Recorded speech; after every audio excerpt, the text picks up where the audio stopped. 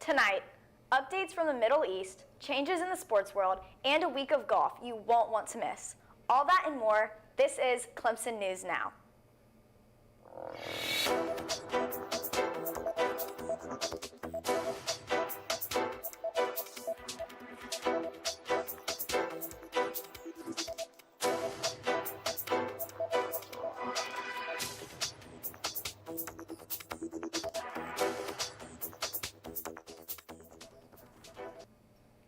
Thanks for tuning in. I'm Gatsby Good. And I'm Gianna Viola. The month of April is Child Abuse Awareness Month, a month to bring communities together in support of children, safety, well-being, and development. Across South Carolina, organizations are using this month to remind everyone that protecting children is a shared responsibility. The Children's Trust of South Carolina is leading statewide efforts to educate families, raise awareness, and strengthen resources that help prevent child abuse and neglect before they happen. Through training programs, community outreach, and partnerships with local agencies, the Trust works to ensure every child has the opportunity to grow in a safe environment. This month, you'll notice blue pinwheels appearing in schools, yards, and parks all across the state. The pinwheel is a national symbol of hope, with people being encouraged to take part in local events where they can show support and learn more about how they can make a difference in a child's life. April is Child Abuse Prevention Month. When families are strong, children are safe, and families are strongest when embraced by their communities. Businesses, child care providers, public safety agencies, medical professionals, schools, and our neighbors can use their strengths and resources to engage families in their communities. Be part of the community that supports making children and their families stronger and safer. We call this being a champion for children. Visit scchildren.org today to discover how child abuse prevention can build a better tomorrow. The Children's Trust of South Carolina reminds everyone that prevention happens in partnership. By volunteering, spreading the word, or simply checking in on a family in need, each action contributes to a safer future for children. To find more information, visit scchildren.org. A United States military jet, an F-15E Strike Eagle, was taken down in Iran on Friday. The two crew members were ejected from the cockpit after their plane was struck by Iranian military. The jet's pilot was rescued quickly, but the weapons systems officers could not be located, and an urgent high-stakes search and rescue mission began. In order to confuse Iranian forces who were also searching for the airman, the CIA claimed to have already succeeded in the rescue mission. The crew member was finally rescued late on Saturday, hiding from Iran's military inside a mountain's crevice. He was equipped with a secure communication device for coordinating with U.S. forces. President Trump noted that the rescue crews were also out of harm's way and called the rescue an Easter miracle and one of the most dangerous search and rescue operations in U.S. history, stating that the airman was seriously wounded but will thankfully be fine. Despite the successful rescue, the rhetoric coming out of the White House was only intensified. President Trump made a threat on Tuesday, stating that a whole civilization will die tonight, never to be brought back again. If Iran continues to refuse deals, that would include reopening the Strait of Hormuz. The Islamic Republic is urging people to form human chains around potential targets. If Trump follows through on the threats, it has been said that Tehran will take immediate and proportionate action. It is United Nations representative said that the threats constitute incitement to war crimes and potentially genocide. The Strait of Hormuz is vital for global energy supply, where distributions have dramatically increased oil and gas prices worldwide.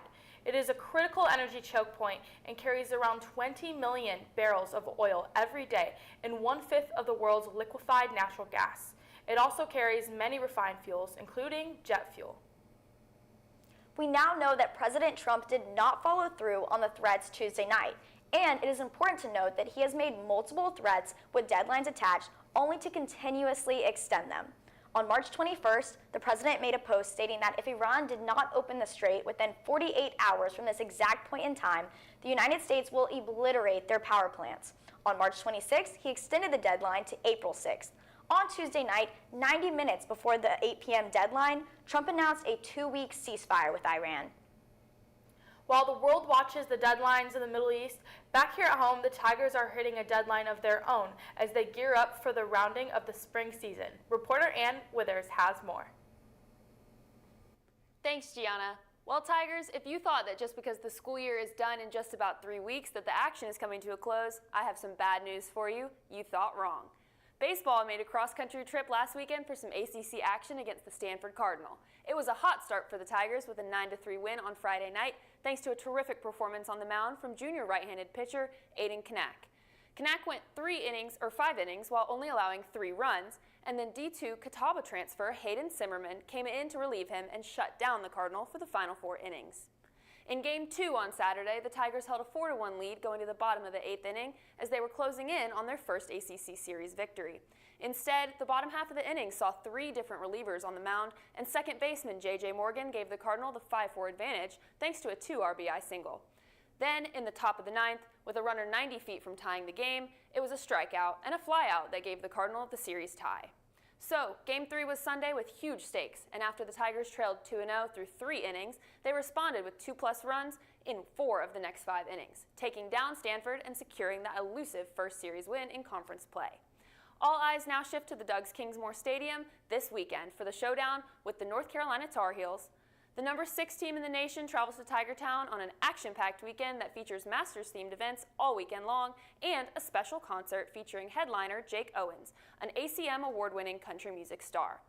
All the action at DKS this weekend is a must-see, and it begins tomorrow at 6, Saturday at 2, and Sunday at 12:30. When we last talked about them, Clemson Gymnastics was getting set for the NCAA Regional, and it had advanced to the final in the regional final. Could the historic season write another chapter for the Tigers? Not quite. Unfortunately, with an improved score of 197.150, they ended up coming up just short of a ticket to Fort Worth, with Stanford taking down the Tigers by just .075 of a point.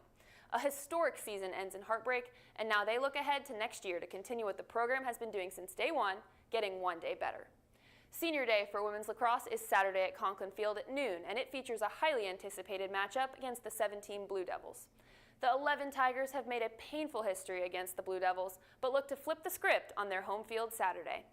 Then they look ahead towards Florida State in the regular season finale, before gearing up for an ACC tournament and hopefully another NCAA tournament appearance. This weekend is quiet in McWhorter Stadium as the softball team heads up to Pittsburgh for a critical 3-game series with the Panthers, but they won't be gone long. A huge showdown awaits here at home on Tuesday, a rematch with South Carolina. We all know what happened the first time they met, an 8-0 run rule in the 6 innings to give the Tigers a point in the Palmetto Series, with another one at stake on Tuesday. So be sure to head to McWhorter Stadium at 6 p.m. Also, don't forget the Masters this weekend. There's some deep ties to Tiger Town in Augusta this year, and you'll hear more about that in a little bit. That's all I have for you now. Back to you, Gianna. Thanks, Ann. Clemson's Paralympic soccer program is inviting the community to historic Riggs Field later this month for a free match that highlights one of the most unique adaptive sports programs in college athletics. The event will take place on April 25th at 10:45 in the morning at historic Riggs Field on the Clemson University campus. Admission is free and open to the public. The match will feature the Clemson Paralympic soccer team competing against a cerebral palsy soccer all-star team in a 7v7 format designed for athletes with neurological conditions that affect mobility. The Clemson Paralympic soccer program is part of the university's Department of Parks, Recreation, and Tourism Management and its Adaptive Sports Initiative. The program provides student athletes with disabilities the opportunity to train and compete at a high level while also pursuing a university degree. The team trains at the Clemson Operations Soccer Facility, which also is used by the Clemson's men and women's NCAA soccer programs. The program is currently the only collegiate Paralympic soccer program of its kind in the United States. The team is led by Dr. Felipe Tobar, an assistant professor in Clemson's Department of PRTM, and the head coach of the Paralympic soccer program. Tobar says events like this help bring attention to adaptive sports and the athletes who compete in them. For those interested in attending, the match is free and open to the public at historic Riggs Field. Staying within Clemson athletics, a new federal directive is set to change the rules for how everyone plays. On Friday afternoon, President Trump signed an executive order limiting college eligibility and transfers. The plan outlines rules aiming to control the current environment of collegiate sports. The order would allow athletes to transfer once without any penalty and require an automatic redshirt season if the athlete decided to transfer a second time. Additionally, athletes who earn their 4-year degrees would get another free transfer. The order also calls for an updated transfer portal, Window 1, that does not overlap with the athletic season or the academic year, and a ban on pay-to-play payments. New eligibility rules have also been proposed, including a 5 years to play 5 seasons rule and a ban on professional athletes returning to play again in college. Trump also included an age-based eligibility rule, but no specific age was mentioned, and demanded that revenue sharing be preserved, specifically for women's and Olympic sports. The order is set to go into effect on August 1st of this year, and President Trump has threatened to revoke funding if schools do not comply. However, there will likely be many long legal battles as a result. According to ESPN, many lawyers have stated that they would predict a judge would rule it unconstitutional. Only time will tell if this brings about any real change. We're in the home stretch of the semester, and it's finally starting to feel like it.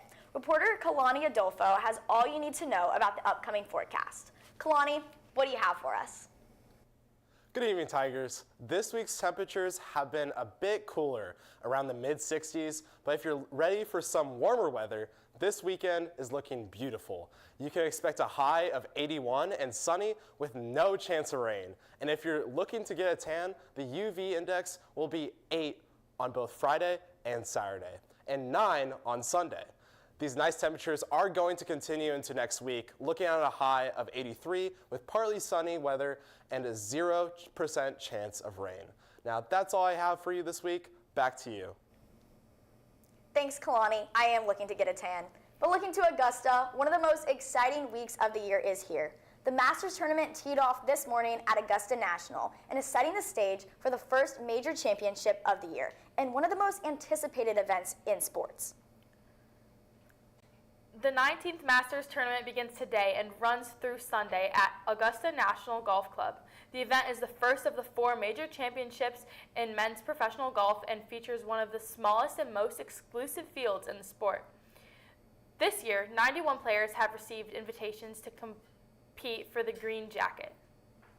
Defending champion Rory McIlroy returns to Augusta National after winning the 2025 Masters, a victory that completed his career Grand Slam and made him one of the most accomplished players of his generation. Early odds have Scottie Scheffler among the favorites to win the tournament, with other contenders including Jon Rahm, Bryson DeChambeau, and defending champion Rory McIlroy, all expected to make a strong run at the title. In addition to the traditional, unlike any other, Clemson is well represented in Augusta this year. Former Tiger Jacob Bridgman is making his Masters debut, teeing off for his opening round with golfers Sergio Garcia and Aaron Rai. Bridgman is the 14th golfer with ties to the Clemson University men's golf program to play in the Masters, continuing a legacy that dates back to 1977. This year's tournament also marks a shift in the landscape of golf, as legends like Tiger Woods and Phil Mickelson are not expected to compete, signaling a new generation of players taking center stage at Augusta National. Whether you're a golf fanatic or just along for the ride, this is sure to be one to remember. Well, Tigers, that wraps up this week's news. Tune in next week for all you need to know. Nationally to locally, I'm Gatsby Good. And I'm Gian Viola, Clemson News Now.